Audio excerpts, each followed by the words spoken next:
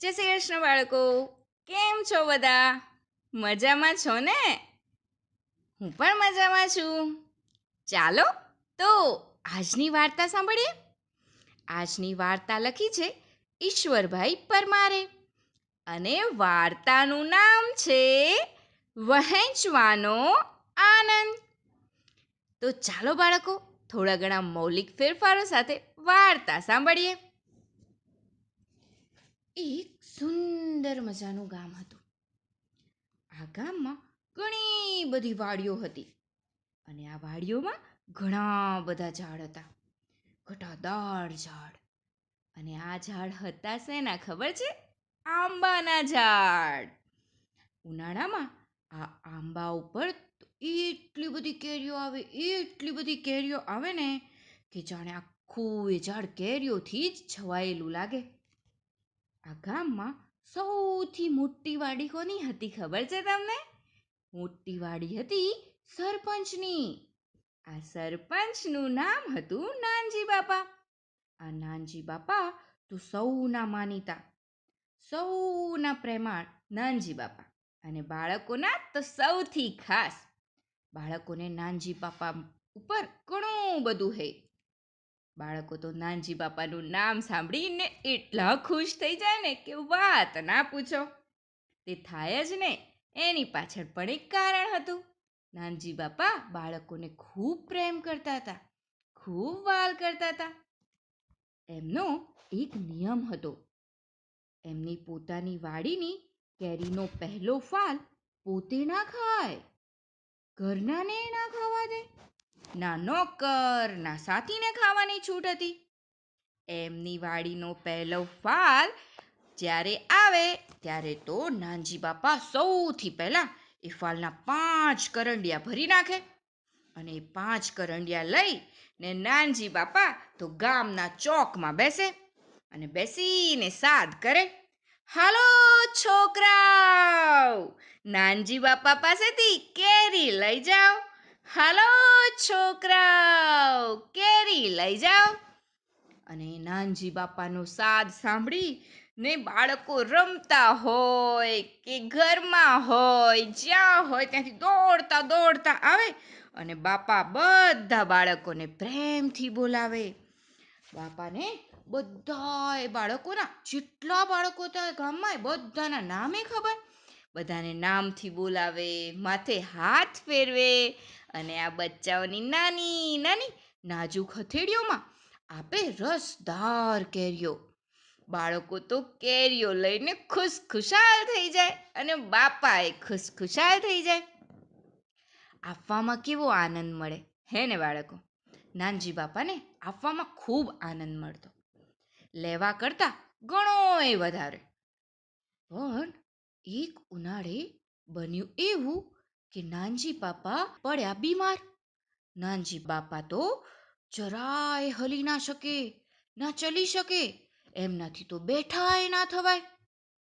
ઘરના બધાય પરિવારજનોને બાપાની ભારે ફિકર થઈ. બાપાને તો પણ બીજી જ ફિકર. બાપાને ના ચિંતા હતી કે પોતે સાજા ક્યારે થશે, પોતાની બીમારી ક્યારે મટશે. પણ બાપાને તો એક જ ફિકર. તમને તો ખબર પડી ગઈ હશે કે આપણા નાનજી બાપાને શાની ફિકર હતી? હા, કેરીનો પહેલો ફાલ વહેંચવાની જ તો. નાનજી બાપા તો નિયમ ના ચૂકે. નિયમ એટલે નિયમ. એટલે એમણે તો એક સવારે એમની વાડીના એક સાથીદારને સાદ કરીને બોલાવ્યો. આ સાથીદારનું નામ હતું રામસંગ. રામસંગ તો નવો સવો પણ ચીવટવાળો ખરો હો બાળકો. ચીંધેલું કામ પૂરું કરીને છોડે એવો હતો આ રામસંગ. રામસંગ તો દોડતો દોડતો બાપા પાસે આવ્યો. બાપાએ કહ્યું, રામસંગ. રામસંગ બોલે, બોલો બાપા. બાપા કે, કેરીનો પહેલો ફાલ ઘેર આવી ગયો ને? રામસંગ કે, હા બાપા. બાપાજી બોલે, તો દર વખતની જેમ એ વહેંચી નાખો. રામસંગ કે, ભલે બાપા, હમણાં વહેંચી આવો. બાપા કે, ચોકમાં બેસજો, વહેંચાઈ જશે, ફડાકા બંધમાં વહેંચાઈ જશે. રામસંગ કે હા બાપા. બાપાજી તો બોલ્યા, સમજ પડી ને કામની કે તારે શું કરવાનું છે રામસંગ? રામજી કે હા બાપા હા, બધું સમજી ગયો છું, તમ તાર ચિંતા ના કરશો. પછી રામસંગ તો ગયો ગામના ચોકમાં 5 કરંડિયા લઈને કેરીના. તેને તો કલાક થયો, 2 કલાક થયા, અરે બપોર થઈ ગઈ. બપોરની તો હવે છેક સાંજ થવાય. પણ તોય રામસંગ તો પાછો ના આવ્યો. પછી જેવી સાંજ પતવા આવી એવામાં રામસંગ દેખાયો, પણ એની સાથે હતું પૈસાનું પરચુરણ. ખનન ખનન ખનન ખનન 4 ખોબા જેટલું પરચુરણ.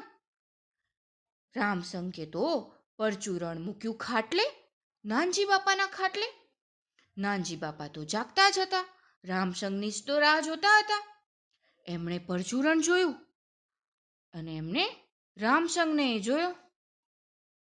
બાપા બોલ્યા, આવ રામસંગ આવ, વહેંચવામાં ભારે આનંદ આવે. તને આવ્યો કે નહીં? પણ તને આટલી વાર કેમ લાગી રામસંગ? આમ તો તારો બધો એ મોલ ફડાકા બંધમાં વેચાઈ જવો જોઈએ. રામસંગ તો બોલે, વેચવામાં શું મજા પડે બાપા, વેચવામાં તો હું વેચાઈ ગયો. હું તો તડકે શેકાઈ ગયો ને ઘરાક તો આવતું આવે. પછી તો ભાવ ઘટાડ્યો એટલે સાંજ સુધીમાં માલ વેચાઈ ગયો. બાપાની આંખો તો ઝીણી થઈ ગઈ. રામસંગ મૂંઝાયો કે આ બાપાને શું થયું અચાનક. બાપાએ કહ્યું, અરે વહેંચવાનો હતો, વેચવાનો નહીં. બાપાએ કહ્યું તું કંઈક અને રામસંગે કર્યું કંઈક. બાપા તો તરત સમજી ગયા. એમણે રામસંગને વાડીએ જવાનું કહ્યું કે રામસંગ તું વાડીએ જા, બીજા કામ પતાવ, હું હમણાં આવ્યો. તમને પણ બાળકો ખબર પડી ગઈ ને કે આપણા રામસંગે શું સમજફેર કરી હતી? રામસંગની સમજફેરથી બાપા તો જરાય ના ખીજાયા. ખીજાવાથી થયું તે ના થયું થોડી થઈ જાત. ગુસ્સે થવાથી કંઈક જે વેચી આવ્યા હતા એ કેરીઓ એ પાછી વહેંચાઈ થોડી જવાની હતી. એટલે એ તો ભૂલને વગોવવી કે વલોવવી નહીં, પણ ભૂલને સુધારી લેવી એમાં માનતા હતા નાનજી બાપા. હાથે સો સાથે, ધર્મનું કામ જાતે કરવું સારું, એમ વિચારીને બાપાએ તો પરચુરણ બાંધ્યું ધોતિયાના છેડે ચડક. અને ઘરનાએ તો ઘણાય રોક્યા, ના જશો નાનજી બાપા, ના જશો.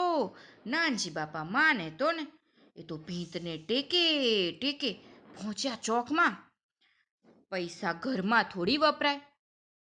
એમણે તો રામસંગની ભૂલ સુધારવા ગામમાં મોટેથી સાથ દીધો. હાલો છોકરાઓ, ચોકમાં નાનજી બાપા પાસેથી દસ્યુ લઈ જાઓ, દસ્યુ. સાથ સાંભળીને છોકરાઓ તો દોડતા દોડતા આવ્યા. બાપાએ તો બધા બાળકોને નામથી બોલાવ્યા, માથે હાથ ફેરવ્યો ને એમની નાની નાની નાજુક હથેળીઓમાં મૂક્યા 10-10 પૈસા, દસ્યુ. બાપા બાળકોને કહેતા હતા, કાલે આ ટાણે કેરી વેચાશે, આવી જજો હો. બાળકો તો ખુશખુશાલ થઈ ગયા. ચોકમાં પાસે કાછિયાઓ કેરીઓ વેચતા હતા. મોં ચડાવી ચડાવીને કેરીઓ વેચતા હતા. એમની પાસેથી ઘરાકો કેરીઓ ખરીદતા હતા, પણ મોં ચડાવી ચડાવીને. ના કાછિયાઓ ખુશ, ન તો ઘરાકો ખુશ. વહેંચવાનો કેવો આનંદ છે એ તો આ નાનજી બાપાને જ ખબર છે.